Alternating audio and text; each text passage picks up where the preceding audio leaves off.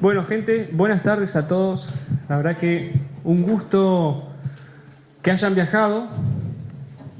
Creo que lo primero que tenemos que hacer es agradecer enormemente a los que organizaron e hicieron que esto sea posible.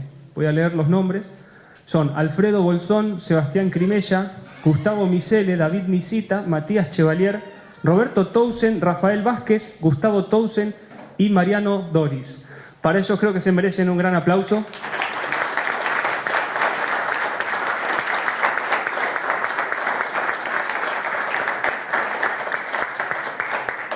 Y por supuesto también agradecer a los 4 conferencistas que van a dar hoy, nos van a dar sus palabras, se tomaron el tiempo de viajar hasta acá, de preparar esto, que son, en orden de presentación, Gabriel Bénica, Héctor Vieira, Juan José Gómez Centurión e Iris Esperoni, que si bien no pudo asistir, nos grabó un video y bueno, lo vamos a ver.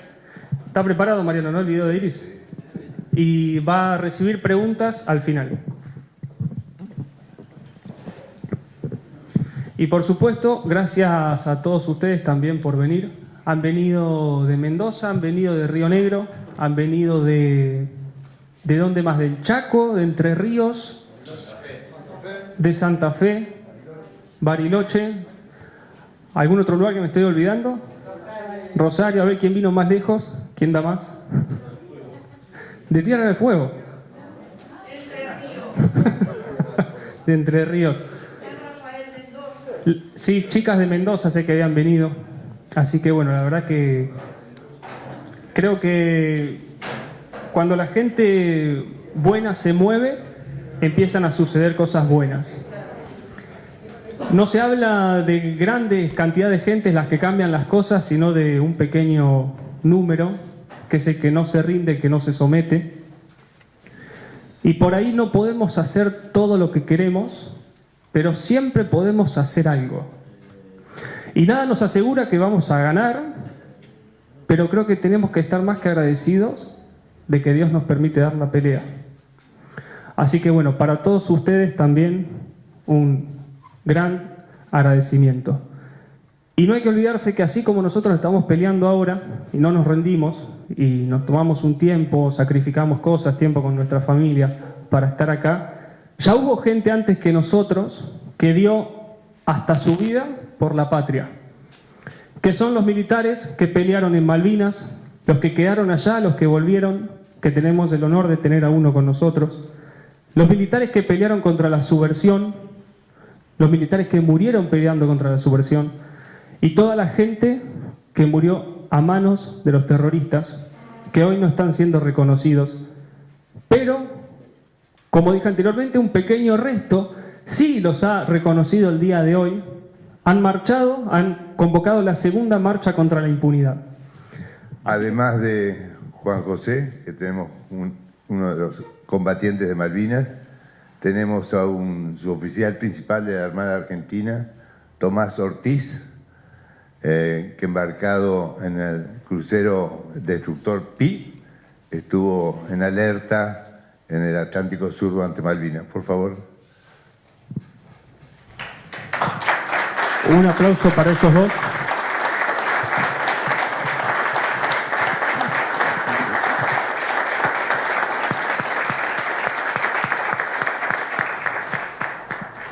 Oficial retirado del Ejército Argentino, alcanzando el grado de mayor, candidato a presidente en 2019, gerente de prevención de ilícitos bancarios en el Banco Velox, gerente de recursos humanos en la empresa Cencosud, director ejecutivo de la Agencia Gubernamental de Control del Gobierno de la Ciudad de Buenos Aires, director general de la Aduana Argentina, vicepresidente del Banco Nación, condecorado con la Cruz al Heroico Valor en Combate, veterano de la Guerra de Malvinas. Un fuerte aplauso para Juan José Gómez Centurión.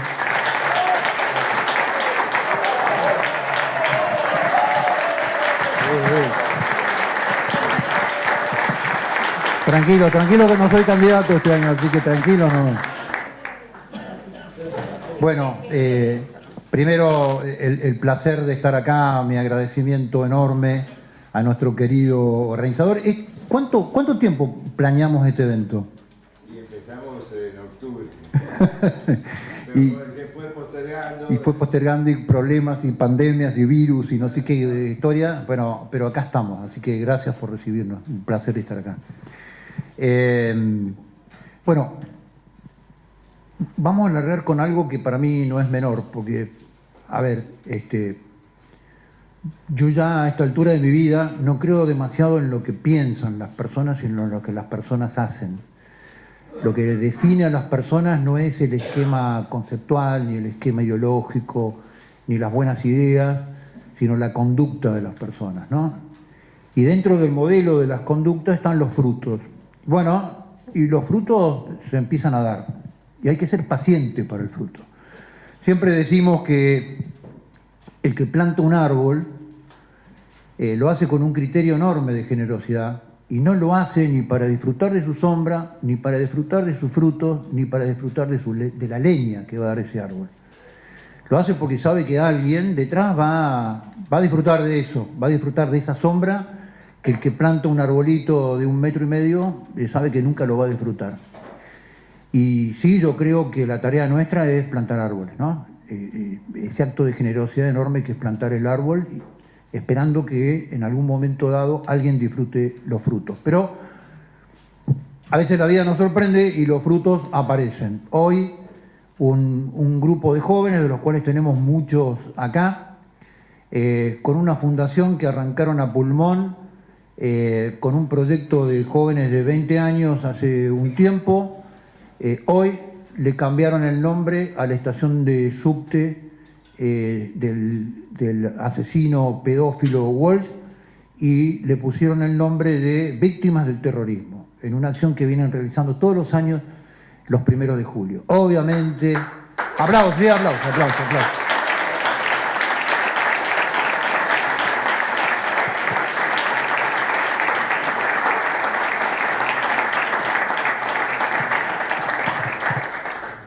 Y esos jóvenes ni siquiera habían nacido cuando ocurrieron los hechos, de lo cual hoy ellos tienen una opinión formada, y los cuales se dedican de alguna manera a decirle a la sociedad que ojo con el relato porque te están mintiendo.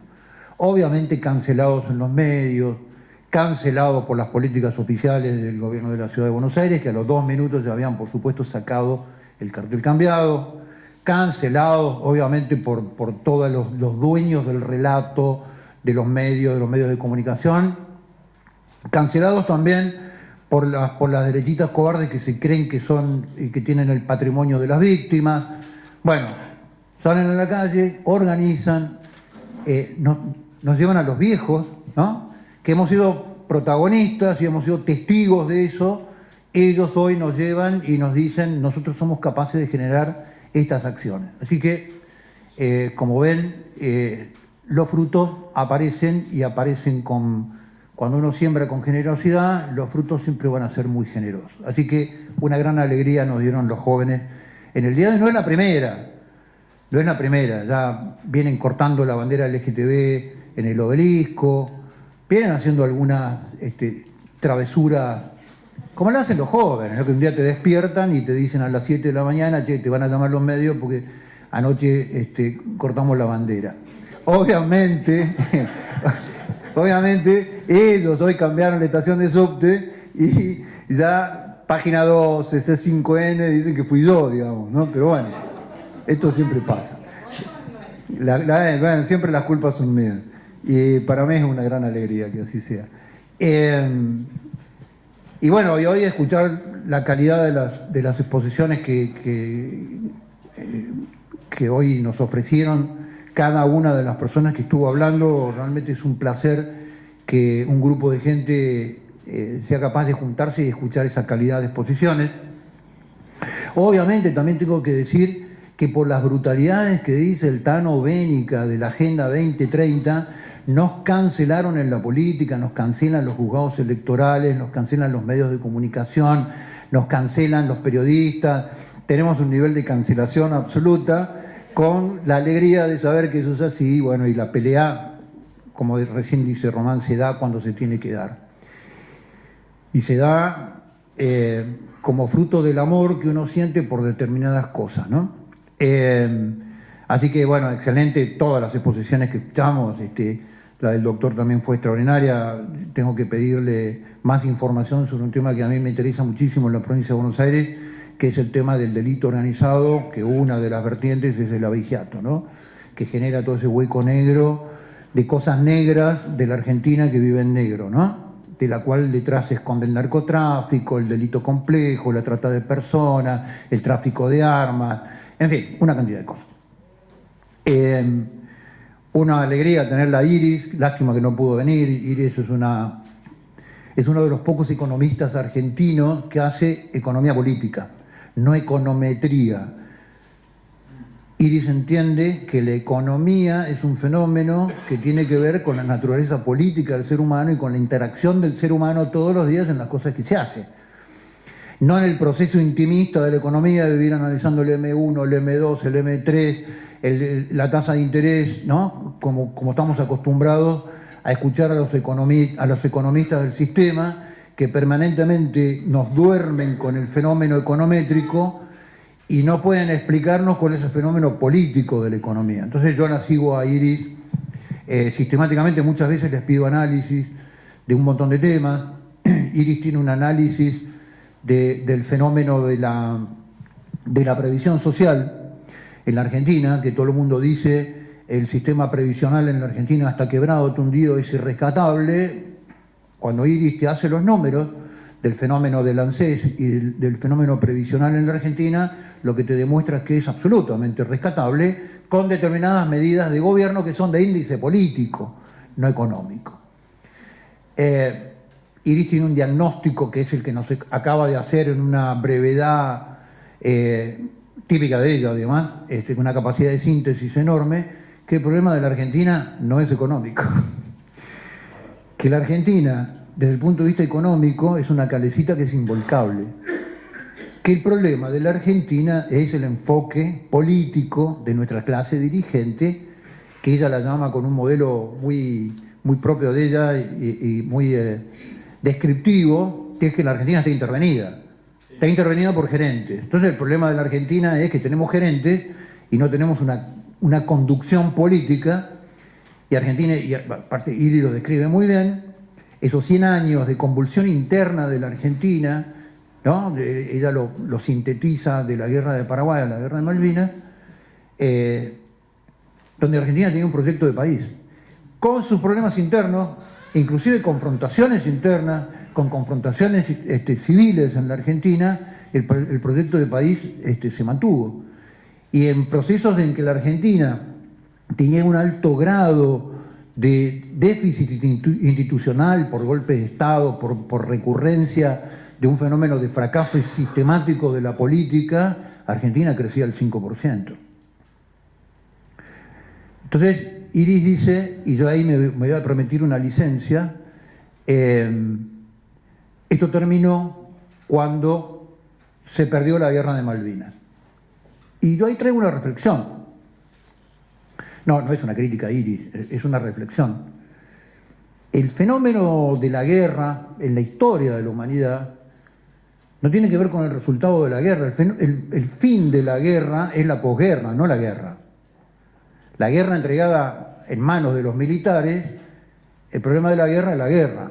Pero en manos de los políticos, de los conductores, de los estadistas, el problema de la guerra es la posguerra. Lo que hay que ganar es la posguerra. Entonces, podemos tener una infinidad de ejemplos de países que ganaron la guerra y perdieron la posguerra. O infinidad de países, así a simple vista, que perdieron la guerra y ganaron la posguerra. Alemania sufre una catástrofe moral, económica, política, social. Invaden el país, invaden la capital del país, el país se divide en dos.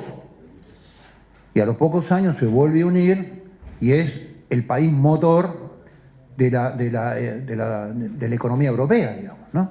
Japón, otro país. Inglaterra gana la guerra y pierde su imperio. Ganó la guerra, ganó la Segunda Guerra Mundial, estuvo sentado en los 5, pero pierde todo el imperio que era la base del modelo histórico británico, le obligan a entregar el imperio. Entonces el problema no es ganar o perder la guerra, el tema es perder la posguerra. Y Argentina perdió la batalla de Malvinas y lo que perdió fue la posguerra porque fue un país intervenido. Si querés cortamos, ¿eh? No. Entonces digo, nosotros tenemos que tener mucho cuidado en el análisis de este modelo de la intervención en Argentina, porque el problema no fue perder la guerra, el problema fue perder la posguerra. Y lo que hemos perdido fue la posguerra. Perdimos 41 años en lo que venimos viendo sistemáticamente como un chicle, que es el modelo de la intervención de la Argentina, la destrucción de la Argentina, la destrucción institucional de la Argentina, la destrucción del Estado argentino, transformar un Estado argentino que, malo o bueno, con problemas, era un agente estratégico de desarrollo de la Argentina, transformarlo en la caja de pago de la política, donde el 50% de los argentinos vive del Estado, vive de un plan del Estado en cualquiera de sus formas, digamos, ¿no? Bueno, dicho lo dicho, vamos a alargar. Me han pedido un análisis geopolítico del mundo y de la Argentina, que es muy difícil de hacer, pero me voy apoyando en cosas que hemos venido hablando durante toda la tarde. Antes, no se puede arrancar esto sin arrancar con Alberto Merlo, como corresponde, ¿no? Dice Alberto Merlo, los cantores que cantan cosas prestadas son como gorriones, van en bandada, ¿no? Y nosotros siempre hemos cantado nuestro propio canto, nuestra visión del mundo, nuestra visión de la Argentina, nuestra visión de lo que tendría que ser la Argentina, nuestra visión de lo que podría ser la Argentina, y eso es lo que vamos a seguir cantando hoy, digamos, ¿no? Argentina, cuando uno la mira objetivamente en el concierto mundial, por su territorio, la extensión del territorio, por su escasa población, por la cantidad de recursos que concurren en ese territorio, tendríamos que vivir como en Suiza.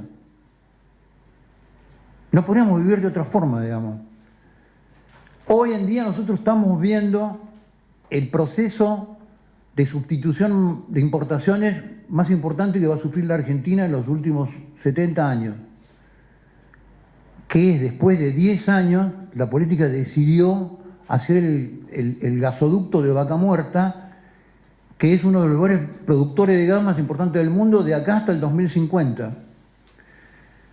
Argentina hoy, a los productores de gas de la Argentina, de Tartagal, del sur, les paga $2.50 a dólar, obviamente, $2.50 a dólar de 270 pesos el dólar, ¿no es cierto? Obviamente. El millón de BTU le vende a Chile a $3 el millón de BTU y importa de Medio Oriente a $17.50 el millón de BTU, con lo cual cuando ustedes miran el presupuesto nacional, para poder nosotros calentarnos las patas en Buenos Aires y en el Gran Buenos Aires, uno de los déficits más grandes energéticos que tiene Argentina es la importación de gas, no un país que produce gas. Cuando empiece a funcionar el gasoducto, no digo si se dignan a establecer en los puertos del sur de la provincia de Buenos Aires las plantas de licuefacción de gas para exportar gas, pero por lo menos Argentina va a dejar de importar gas. Con lo cual, este gobierno que va a entrar ahora el 10 de diciembre, Pato Gallareta, al final de su mandato, Argentina va a tener una balanza comercial extraordinaria. Argentina es un país involcable. Involcable.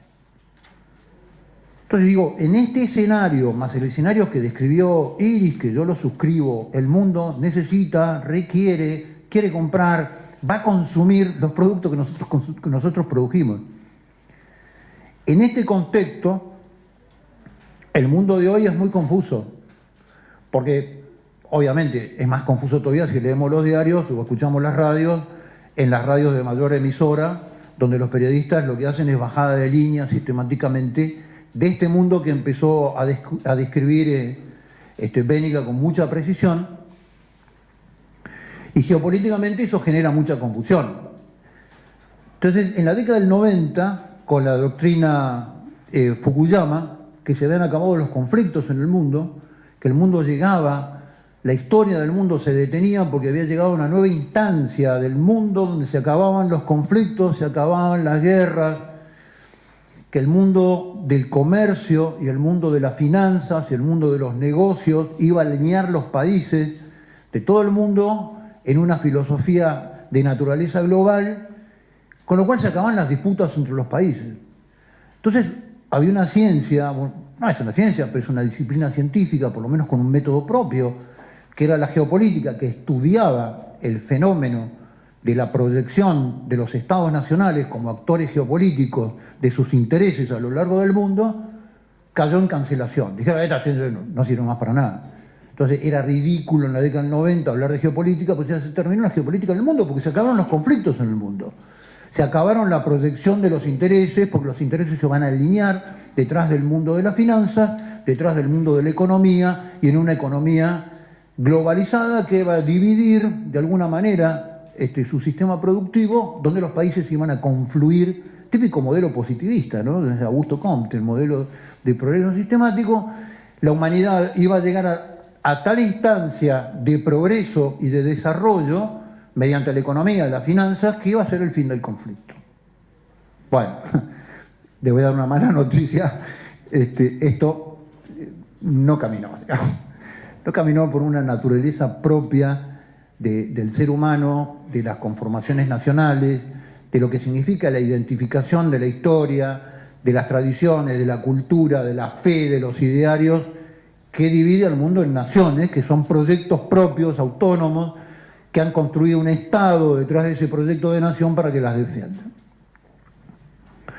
Entonces, hoy el mundo tiene como varios tableros. El tablero más complejo que tiene el mundo y que enfrenta el mundo es este fenómeno, que muy bien lo describía Gabriel, que en determinado momento un grupo de señores que dijo, mire, nosotros sabemos qué hacer con el mundo, que es un gran proyecto ya no de globalización en términos de interacciones, de globalismo, es decir, una instancia supranacional, transnacional, que tome las decisiones, donde los estados nacionales van a ir perdiendo su propia constitución y van a ser de alguna manera un modo de gerenciamiento de este plan acordado entre comillas, porque lo imponemos nosotros, digamos, de lo que hay que hacer con el mundo. Vamos a solucionar todos los problemas, desde el pie de atleta hasta el tema del agua. Todos los problemas van a ser solucionados con un plan unificado. Esto pasó obviamente, concluye en Davos, digamos, como una gran agencia, como un gran think tank de este fenómeno de una economía global donde el 92-93% del PBI del mundo lo maneja un sistema muy centralizado de 2.000 agentes económicos que son los que tienen el capital de ese enorme PBI que genera el mundo hoy. Esto se traslada a Naciones Unidas como organismo ejecutor de este proyecto de Davos y nace, bueno, un viejo proyecto que venía ya de la década del 70, de los 80, los 90, ya como un proyecto de globalismo en donde se concibe al planeta como una sola entidad administrada desde un lugar con gerenciamiento de los estados nacionales que pasan a ser condiciones de segundo orden. Entonces, el primer tablero que está que enfrenta el mundo desde hace 10 años de globalismo o Estado Nacional. El Estado Nacional, vuelvo a repetir, el modelo del Estado-Nación es un modelo que tiene una historia, que tiene un desarrollo jurídico, que tiene que ver con historias, con tradiciones, con costumbres, con fe, con religiones, con un montón de... con fe que han fundado proyectos de nación totalmente distintos que pueden convivir armónicamente en la medida que tengan un modelo de interacción razonable, pero no algo por arriba de ellos, digamos, ¿no? Entonces, este es el primer tablero que enfrenta el mundo. Con lo cual, el mundo hoy vuelve a hablar de geopolítica. Bueno, una gran discusión que siempre tienen los expertos en geopolítica, como todos los expertos razonan desde adentro de la disciplina, que si este fenómeno globalista era un fenómeno que atendía a los intereses de determinados actores, de determinados estados-naciones, o era un nuevo agente geopolítico en el mundo que aparecía por afuera del modelo de los estados-naciones. Bueno, discusión teórica. porque este modelo de globalización que arranca con la aldea global después de la caída de la Unión Soviética de la mano de los Estados Unidos, se transforma en un monstruo que toma vida propia desde afuera del modelo de Estado-Nación. En el foro de Davos se logra colar y permeabilizar a través de Naciones Unidas, a través de directivas concretas como es la Agenda 2030, digamos, ¿no? A lo cual adhieren la mayoría de los países del mundo. Gran parte de los países del mundo firmaron la Agenda 2030. Ahora también lo que tenemos que decir, que la política argentina, de la mano de su propio desastre y siendo actores que empiezan a tomar esto con el fanatismo del converso, toman este tema y lo toman con un nivel de fanatismo que otros países no los toman. Ejemplos al canto, digamos, ¿no? En la última cumbre, que recién lo mencionaba Gabriel, en la última cumbre del clima, que fue catastrófica, fue desastrosa porque el presidente de la cumbre del clima terminó llorando porque no había logrado siquiera, terminó lagrimeando en su discurso final, porque no había logrado siquiera un acuerdo sobre el carbón, ¿no? Que es el combustible fósil más bruto, más precario, ni siquiera sobre el petróleo, no había logrado un acuerdo sobre el carbón. Nuestro querido canciller argentino, Cafierito, fue el único canciller del planeta que firmó un compromiso de reducción de los stocks de ganado vacuno, te lo dijo Gabriel claramente. Argentina toma un compromiso de reducción. La India no lo hizo porque dijo, no, las vacas son sagradas, hermano, yo no las mato. No las como, pero no las mato. Para no matar las vacas, en el mundo globalista, sirve un argumento religioso. Para matar chicos, no. No vale que uno diga, che, desde el punto de vista de mi fe, esto de matar chicos está mal, digamos. No, bueno, pero es un tema de fe. Ahora, cuando es que no se pueden matar las vacas, bueno, está bien, yo te entiendo, es un tema religioso, digamos, ¿no? Brasil, bajo el gobierno de Bolsonaro, dijo, no, yo no voy a reducir mis stocks vacunos. Yo voy a compensar emisiones plantando árboles. Es que es como decir, después vemos, digamos, ¿no? Nuestros competidores de los mercados de carne en el mundo, Australia, Nueva Zelanda, sobre todo en el mercado de Oriente, se negaron a firmar la reducción de stock de ganado vacuno, siendo que además Australia, por ejemplo, es un país que está muy involucrado con la agenda, pero no firmó la reducción de stock de ganado vacuno. Argentina sí lo hizo. Argentina sí lo hizo. Ahora, ustedes me dicen, Cafiero tiene el fanatismo de un converso con la Agenda 2030, como podría tenerlo con el marxismo de la década del 70 o como con cualquier doctrina, ¿no? Nuestros políticos, yo conozco pocos políticos en el mundo que realmente representan ideológicamente la agenda. Uno de ellos es Trudeau, por ejemplo. Trudeau es un ideólogo, es un tipo formado por el mundo de la Agenda 2030, es un ideólogo que además es inteligente. Trudeau, por ejemplo, cuando se expresa, esto lo hacía, ahora no lo dice más, pero cuando en su campaña política decía Canadá es un país que lo vamos a hacer perder su propia identidad. Canadá va a ser el primer estado postnacional de la historia. La gran finalidad del Estado es ser el agente que desarrolla, continúa y protege el proyecto de nación. Si no es eso que es el Estado, digamos, ¿no? Es un basamento jurídico sin ningún sentido. La única finalidad del Estado, o la gran finalidad y principio del Estado, es proteger y desarrollar el proyecto de una nación. Bueno, Trudeau decía, vamos a ser el primer Estado postnacional. Así le fue con los camioneros después en la pandemia, ¿no? Bueno, en este embolleré, la buena noticia es que se vienen despertando de a poco, este modelo globalista empieza a despertar en forma desordenada. Por supuesto que el modelo globalista, la estrategia globalista es una estrategia de alineación y distribución del trabajo que tiene claramente la finalidad de producir en China. De este 80% de los dueños del PBI en el mundo tienen sus grandes inversiones en China. ¿Por qué en China? Porque en China se produce bárbaro. Esto es la realidad. No hay derechos laborales, no hay derechos civiles, no hay derechos políticos. El Estado es socio, tiene 2 directores en cada una de las empresas transnacionales que que se establecen en China. Cuando digo es socio, quiere decir que es socio de las trapisondas también de las empresas, ¿no? Con lo cual es lo peor del capitalismo con lo peor del comunismo, es una síntesis que es el Estado chino. Claro, ¿cómo no vas a producir ahí?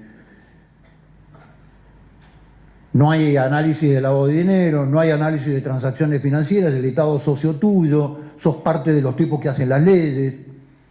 Entonces, la división del trabajo en el mundo es: en China se produce, en Europa, que es el gran socio en este modelo global, la Unión Europea con todas sus normativas y legislaciones, viene el modelo de los cuales los españoles, los franceses y los italianos se quejan sistemáticamente, de relocalización de empresas.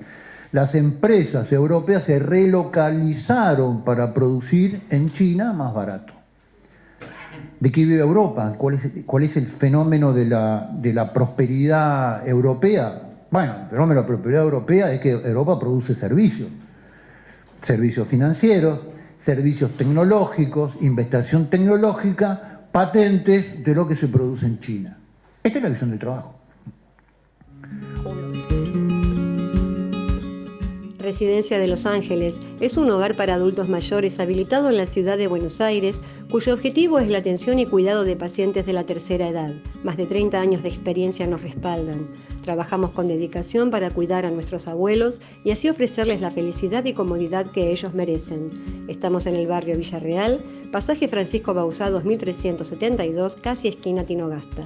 Comuníquese con María al 11 61 70 45 38. Los esperamos.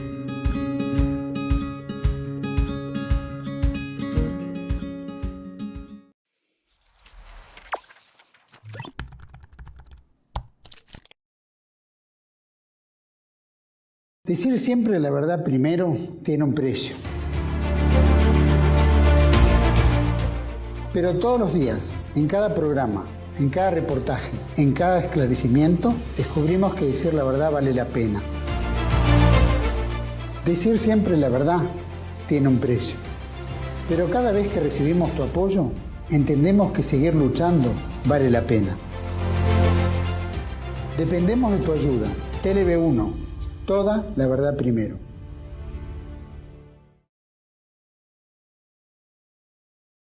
Bienvenidos a CEPA, Centro de Estudios del Pensamiento Americano.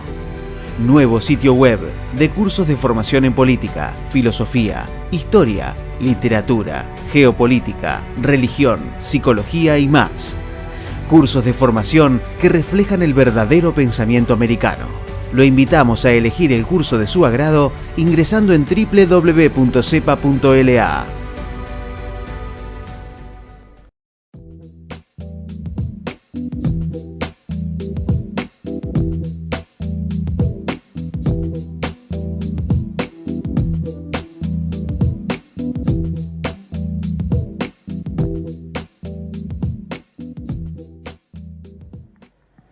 Obviamente contra esto Trump en algún momento dado dijo: no, paren un poquito, ¿dónde quedó Estados Unidos? ¿No? Dentro de las grandes predicciones que decía hoy Gabriel, dice, claro, Estados Unidos va a dejar de ser la potencia que fue en algún momento dado porque las empresas van a producir a China. ¿Cuándo empezaron a producir en China? En el año 1973. China es de alguna manera un producto geopolítico de la política norteamericana. Cuando el problema era la Unión Soviética, en la década del 70, el famoso el modelo bipolar del mundo, la confrontación con la Unión Soviética, Estados Unidos, en el Tratado de Nixon, Deng Xiaoping, desarrolla a China para que confronte con la Unión Soviética. Y empieza a ser un monstruo, igual que el globalismo, que empieza a tener vida propia y empieza a confrontar a los Estados Unidos. Entonces, del mundo geopolítico de hoy, la buena noticia es que volvemos a hablar de geopolítica, porque cuando hablamos de geopolítica, hablamos de intereses nacionales. Los países no tienen ideología, tienen interés nacional. Nosotros, esta palabra interés nacional nos resulta totalmente ajena porque tenemos una clase política que no puede definir el interés nacional de la Argentina. Como decía Iris recién, esos 100 años de disputas internas, peleas, reyerta, cambio de sistema, había un proyecto de nación que era claro. La Argentina se insertaba en el mundo detrás de un proyecto de nación con una visión geopolítica claramente diciendo la Argentina es un país que tiene que insertar en el mundo a través de sus productos, un país absolutamente exportador que desarrollaba un gran índice de bienestar y un Estado que era modelo en el mundo a través de ese modelo. La Argentina perdió el proyecto de país. Entonces, cuando nosotros decimos en la Argentina que es un proyecto de nación, es donde una nación define en términos de futuro qué es lo que quiere ser. Y lo que quiere ser una nación en términos de proyección hacia el futuro tiene que ver con lo que fue. Es como un ser humano. Los seres humanos tenemos nuestra realidad actual y nuestra proyección de futuro en función de dónde venimos, quiénes somos, cómo nos educamos, cuáles son nuestras raíces, cuáles son nuestras creencias, en qué nos han enseñado, cuáles son nuestras tradiciones, qué es lo que hemos aprendido. Eso es un proyecto de nación. Entonces, Estados Unidos hoy está en crisis porque tiene una crisis también con su proyecto de nación. Bueno, Argentina hace 50 años no tiene un proyecto de nación. No tiene claramente explicitado qué es lo que quiere ser en el mundo. Por eso Argentina es un país que en términos de relaciones internacionales es promiscuo. No es ni bueno ni malo. No es ni grande ni chico. Argentina es un país promiscuo. De promiscuidad estratégica. Los países no tienen ideología.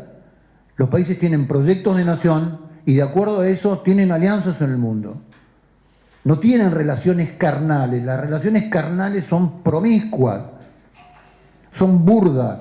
Entonces, Argentina pasa, en términos de 40 años, de tener relaciones carnales con los Estados Unidos, relaciones carnales después con Irán y Venezuela, en la misma cama y sin cambiar las sábanas, después relaciones carnales con China, y las relaciones internacionales, lo que tienen la dificultad, que requieren un gran tiempo, porque lo que requieren es la generación de confianza.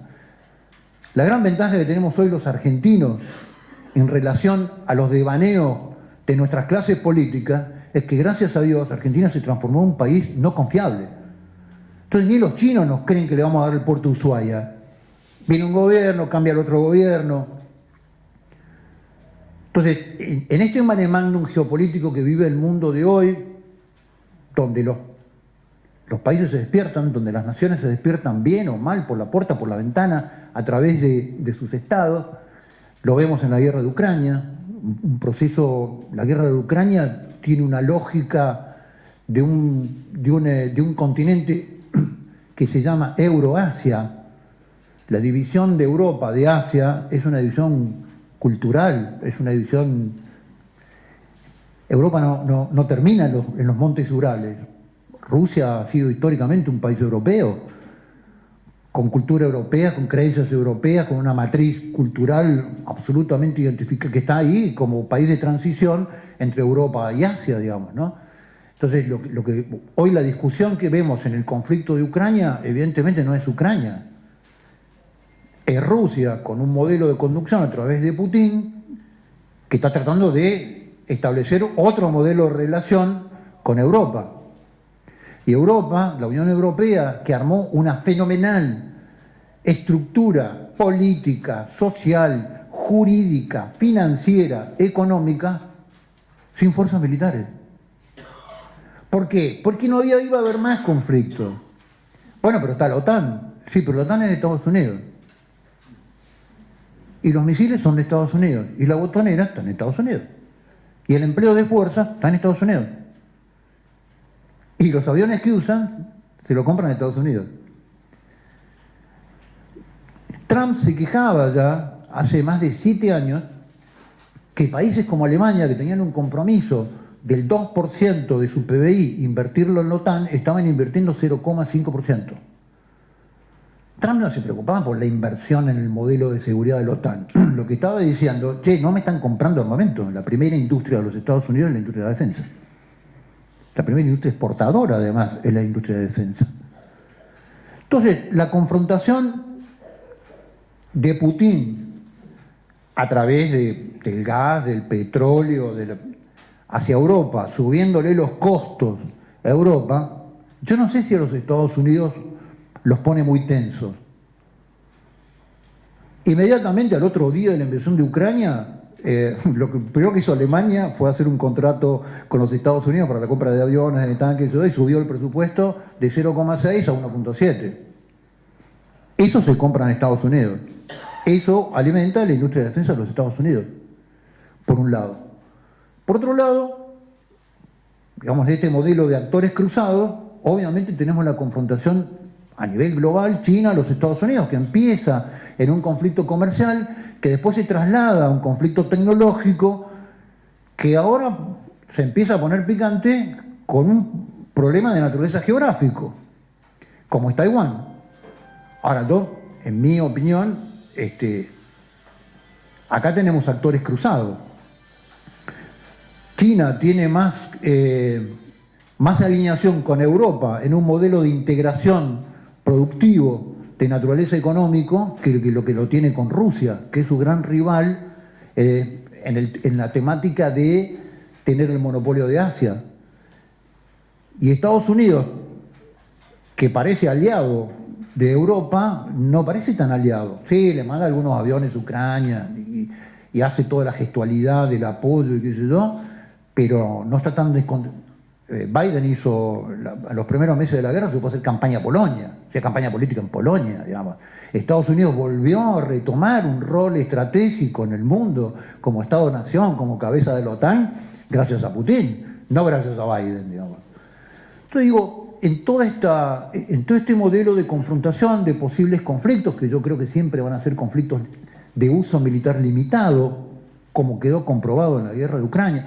Todos los periodistas dicen estamos al borde de la guerra nuclear, no viene pasando en el año y medio. En el modelo de la guerra Rusia-Ucrania, toda esta movilización del fenómeno geopolítico abre para la Argentina un escenario que no teníamos hace 70 años. ¿Y Mercosur? ¿Eh? ¿Mercosur? Bien, gracias. Mercosur está pensado para los brasileños. El Mercosur fue un delirio. Primero, no es un acuerdo económico, es una unión aduanera. Primer tema. O sea, ¿qué quiere decir una unión aduanera? Vamos a poner aranceles de conveniencia para lo que a vos te conviene y a mí me conviene. Pero después no lo vendemos juntos. Después no hacemos un acuerdo con quién se lo vendemos, ni a quién le compramos determinadas cosas que están adentro de ese acuerdo. Es nada más que una unión aduanera. El Mercosur es un delirio que tuvo que ver en algún momento con este tema de desactivemos las hipótesis de conflicto que armaron los militares en todos los países de Latinoamérica durante la década del 70. Porque la economía y el comercio, de alguna manera, evitan los conflictos. Con Brasil nunca tuvimos hipótesis de conflicto, digamos, pero bueno. Chile, que era con quien teníamos hipótesis de conflicto, nunca entró en el Mercosur. Pero bueno, no importa. Digamos, este es el discurso de la política. ¿Qué produjo el Mercosur en este formato durante la década del 90? La relocalización de empresas. La industria pesada se fue a Brasil. Argentina, la que estaba en San Nicolás, la que estaba en Rosario, se fue a Brasil. Esto es claro. Nuestros acuerdos de automotores, teóricamente una empresa que produce un vector productivo que produce 35.000 empleos, el grueso de los autos los motores se hacen en Brasil, se hacen en Argentina. Ensamblamos, traemos, llevamos piezas, bajamos piezas, en un sistema que es incomprensible, pero al final de ese sistema, la balanza comercial de la industria automotriz es negativa, en un 40%. O sea, compramos más de lo que vendemos. Esto es claro, digamos, en términos económicos. Entonces, ¿a quién le sirvió el Mercosur? El Mercosur le sirvió a Brasil, claramente. Y desactivó determinados modelos. Obviamente, como la industria pesada pasó a Brasil, desarmamos desde Altos Hornos Zapla hasta los ferrocarriles. Una de las grandes funciones que tuvo el ferrocarril, sobre todo el Belgrano Carga y el Belgrano, fue traer el mineral de hierro. Llegaba hasta Bolivia. ¿Por qué llegaba hasta Bolivia? Llegaba hasta Bolivia porque en Bolivia estaba el mineral de hierro. De ahí pasaba a Jujuy y el hierro pasaba al sistema portuario en San Nicolás, al acero pesado, a la industria pesada en general. Entonces digo, el Mercosur en algún momento dado lo tenemos que revisar, porque generó... A ver, yo creo claramente que hay que recomponer determinados modelos, como lo decía Iris. Sudamérica fue un subcontinente balcanizado. ¿no?, del viejo virreinato del Río de la Plata, nos miramos hoy, fue balcanizado, con el concepto balcánico, de separarnos, de dividirnos, de confrontarnos, de dividir producciones y dividir negocios. Entonces, yo creo en un modelo que en algún momento dado el subcontinente tiene que tener una visión estratégica, no ideológica, de su vínculo con el mundo, pero no es el Mercosur, claramente, no es el modelo. Bueno, entonces digo, esta situación del mundo genera otra enorme oportunidad para la Argentina. ¿En términos de qué? ¿En términos de qué? En términos de intercambio. Ahora, ningún país se puede insertar adentro de un esquema complejo para negociar su proyecto de país, porque la ventaja de la confrontación China a los Estados Unidos, ¿qué sería lo peor que le puede pasar a Argentina? Que se pongan de acuerdo. Ya está lo peor que te puede pasar, digamos. Porque dicen, esto para vos, esto para mí, quedás adentro de una esfera y después andás a salir de ahí, digamos, ¿no? Eso es lo peor que puede pasar. Mientras siga esta confrontación, que va a tener largo plazo, porque China no se va a entregar y China tiene sus conflictos internos, pero tiene un nivel de sustentabilidad de este proyecto puesto por los grandes elementos financieros del mundo que hacen que su proyecto tenga una proyección en tiempo importante. Dentro de este modelo de confrontación, Argentina tendrá que estar buscando su propio espacio, como lo decía Iris. Países como la India, países como Egipto, países como los pequeños tigres asiáticos, que son países que tienen una capacidad de transferencia técnica, de transferencia tecnológica, que además apetecen nuestros productos de intercambio, y con los valores de intercambio que van a ir teniendo nuestros productos con el tiempo, Argentina tiene que ir a buscar su propio espacio. Hay que salir del modelo bobo multilateral. El multilateralismo es globalismo, te meten adentro de un corralito. Hay países europeos que están levantando sus embajadas en Argentina. Pues dice, ¿para qué te voy a tener una embajada si hablo con el G20? ¿Por qué? El G20 nos metió Cristina, nos mantuvo Macri, Alberto obviamente vivió con el G20 bajo el bolsillo. Hay que salir del modelo multilateral, se murió el modelo multilateral. En un mundo en conflicto muere, desaparece. Argentina debe salir a buscar su propio modelo de relaciones en el mundo, los que más le interesen y los que más le convengan. Ahora, eso no lo podés hacer con un país que no tiene un proyecto de país claro, que no tiene un modelo de soberanía de sus propias decisiones claro, que está endeudado con cuánto banco hay en el mundo. Estamos pagando una tarjeta de crédito con otra tarjeta de crédito. Estamos endeudados con el fondo, vamos a empezar a endeudarnos con los chinos en yuanes. Entonces, digo, Argentina se puede insertar si logra cierto orden de su modelo estratégico con un Estado recuperando su factor estratégico, equilibrando, recuperando su moneda.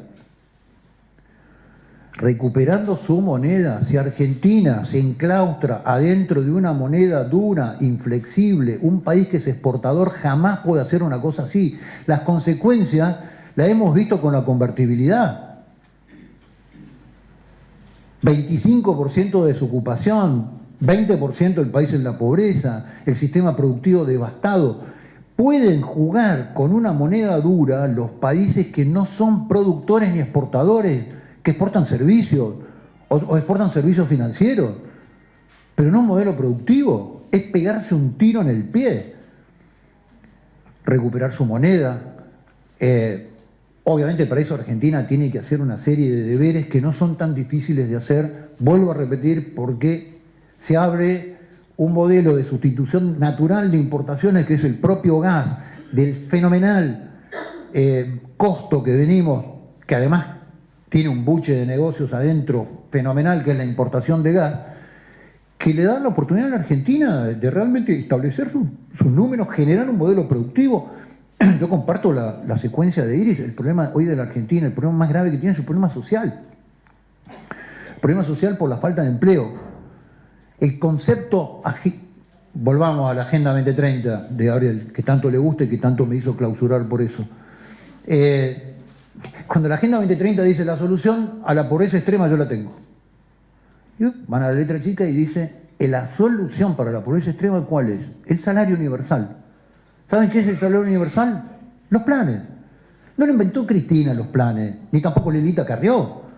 El año 2015 ya estaba escrito que el mundo que venía era un mundo de un Estado que capturaba exageradamente la renta y lo que hacía era repartir la plata a través de planes y tener sus propios empleados, a sus votantes como empleados a través de los planes. Esto está escrito en la agenda. No hay ninguna genialidad de nuestros políticos bárbaros, digamos. Esto ya estaba escrito. Obviamente nosotros tenemos un talento para la implementación de perversiones que supera en general el promedio del mundo, ¿no? Eso es cierto. Ahora, esto está escrito. ¿Por qué? Porque en el modelo de la distribución internacional del trabajo lo que nos están diciendo es, flaco, vos no produzcas nada, no tenés que producir nada. Tenés que producir China y vos lo tenés que comprar.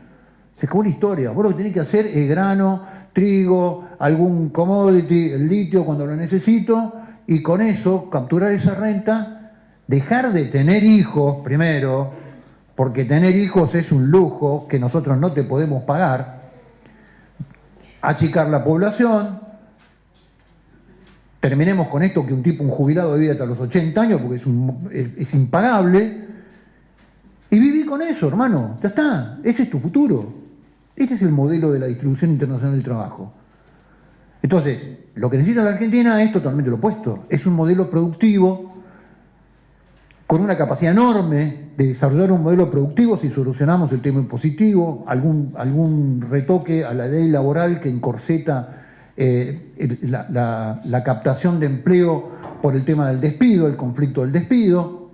Entonces hay varios proyectos, la mochila austríaca, un montón de proyectos, y generar empleo y reemplazar la dádiva del plan, que es agendatario, reemplazarlo por salario. El salario es inclusión social, el salario es previsión social, el salario es aguinaldo, el salario es cuenta bancaria, con capacidad de crédito. Es lo que fue la Argentina, nuestros abuelos. Y no es que nosotros tenemos 100 millones de habitantes, tenemos 39, 37, no sé cuánto dio el último censo, 37 millones de habitantes. Tendremos que vivir como en Suiza. O sea, la Argentina es posible. Lo que nosotros estamos diciendo es que claramente lo que estamos proponiendo en la Argentina es posible. Argentina tiene los recursos, tiene el capital humano para poder desarrollar este tipo de modelo de pleno empleo, de salario, de desarrollo, y ese viejo modelo que decía Iris del salario de $1.000, 800.000. Hoy el salario promedio tiene $230. Entonces, esa es la Argentina posible. En este modelo, en el modelo de la agenda, en este modelo en el cual nos llevan, Argentina, dice la gente de Cambiemos, ¿no?, para batir el punto, nos llevan hacia Venezuela. Yo digo, no nos llevan a Venezuela, nos llevan a Burundi, nos llevan a África. Empezó 25 millones, 25% de pobres, 30% de pobres, 40% de pobres, vamos a llegar al 70% de pobres. ¿Y a quién se le va a mover un pelo? A nadie. ¿Saben por qué? Porque lo han acostumbrado a la población argentina que cada vez que el agua les tapa la nariz le ponen un ladrillo debajo y vuelve a respirar. Y vuelve a subir el agua, le ponen otro ladrillo abajo.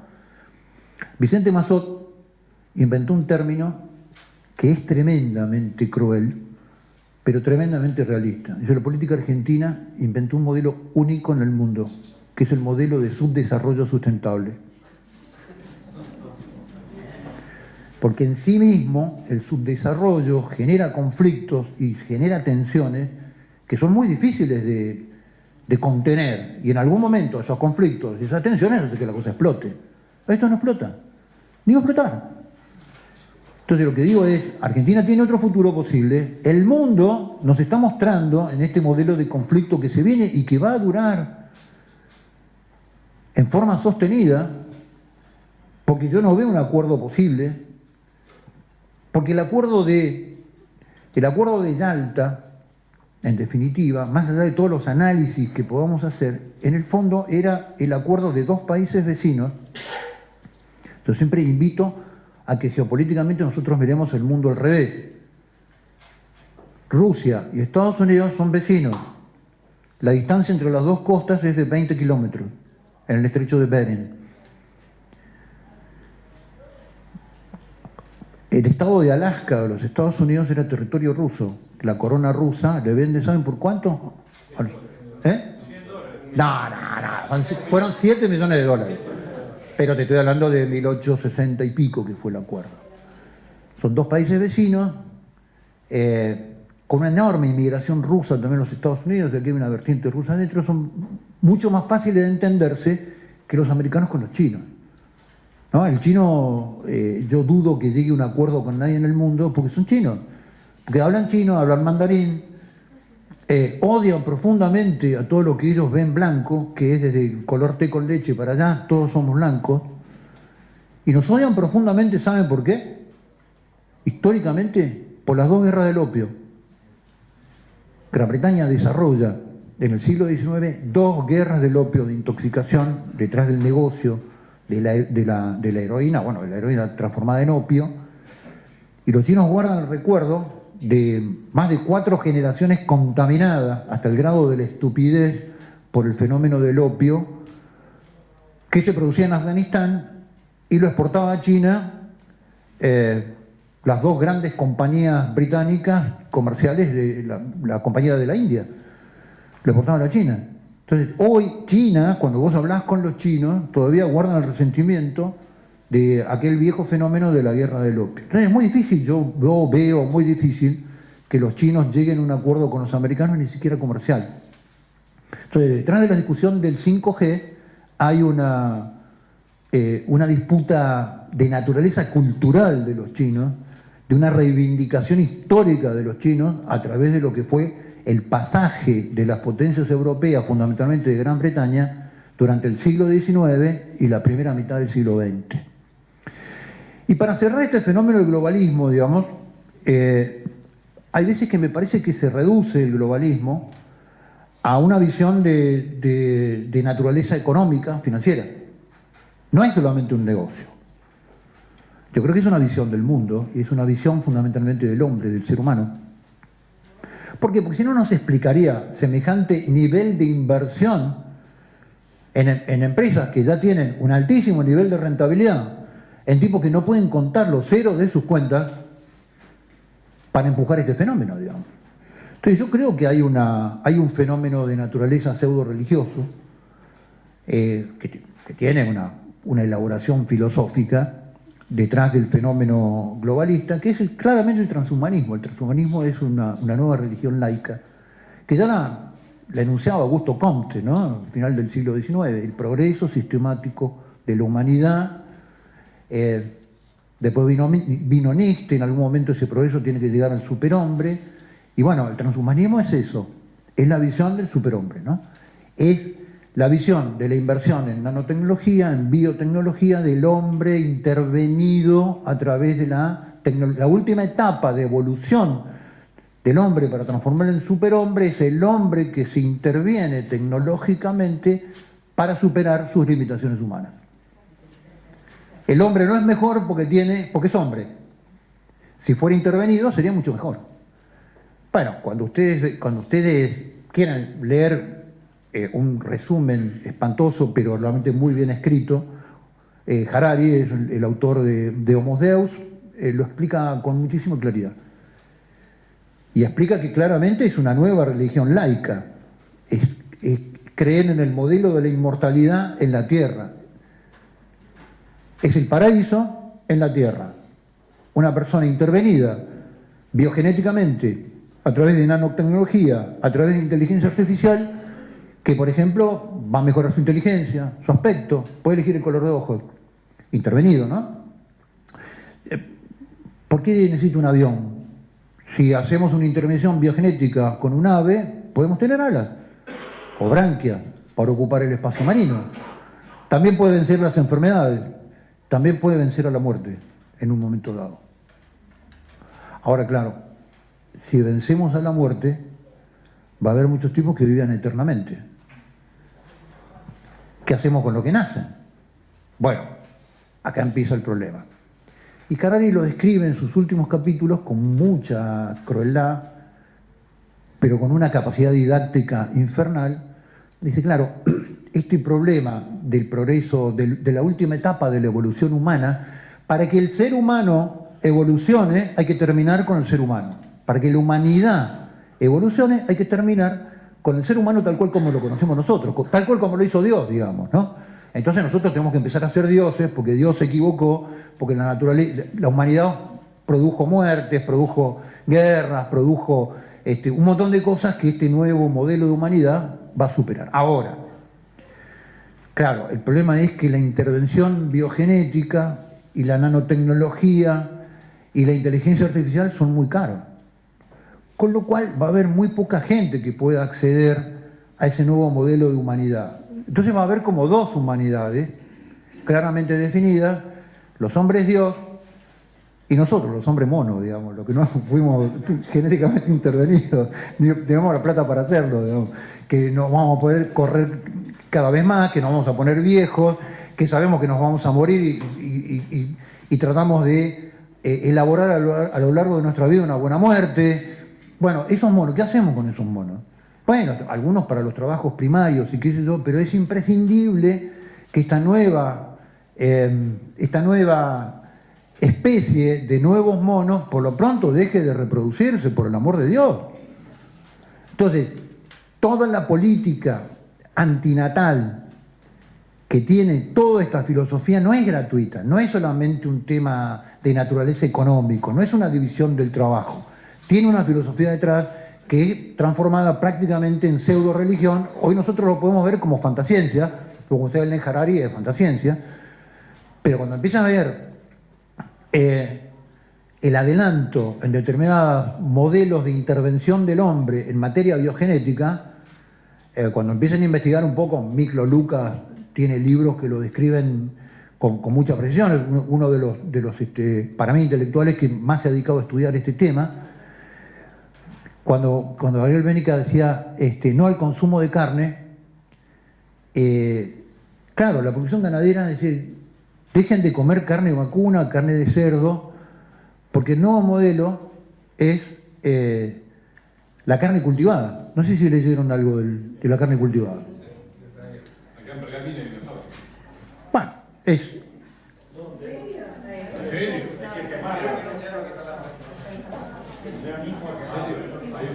Pásamela después, me lo voy a visitar.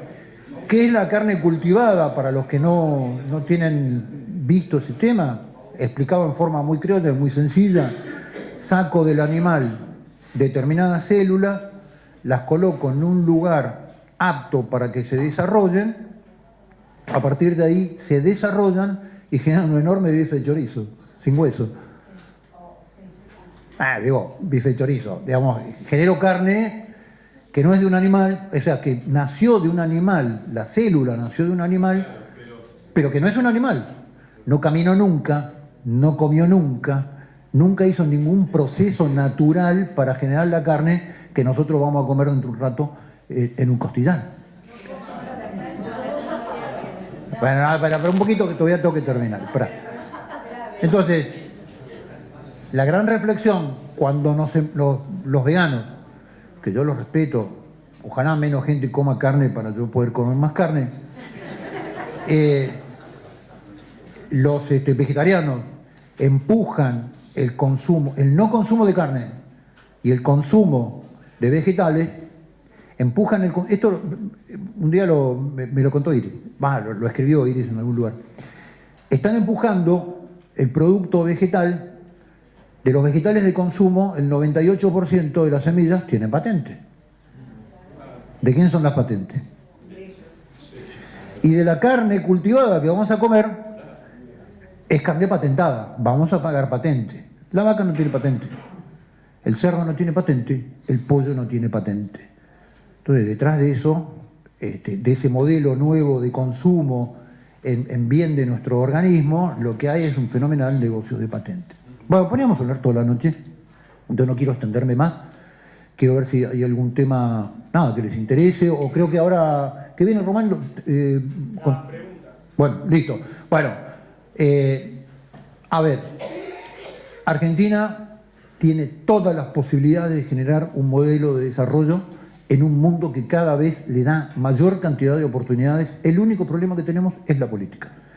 Por eso hay que ir a transformar la política. Sin transformar la política es muy difícil que Argentina recupere un proyecto de nación que se vea a sí mismo como un país soberano capaz de formular y generar sus propias decisiones sobre su propio destino y una estrategia para implementarlo. Bueno, muchísimas gracias, un placer.